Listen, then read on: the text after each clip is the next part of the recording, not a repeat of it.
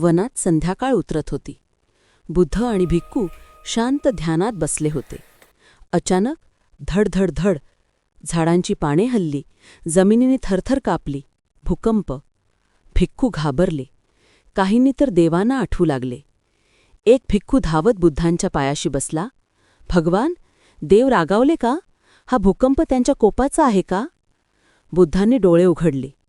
तोंडावर विलक्षण शांत स्मित.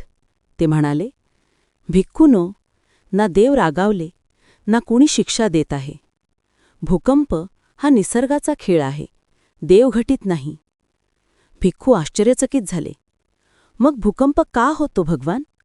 बुद्ध म्हणाले, या पृथ्वीखाली शक्ती हलतात. कधी पाणी हलतं, कधी पर्वतांची मुळे सरकतात, कधी जमीन आतून गरम होते, कधी फुगते. या बदलांमुळे पृथ्वी हादरते.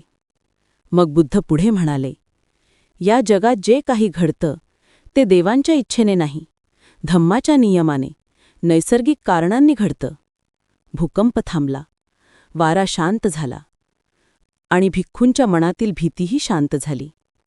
त्यांना कळलं की भीती अंधश्रद्धेतून जन्मते आणि शांती ज्ञानातून.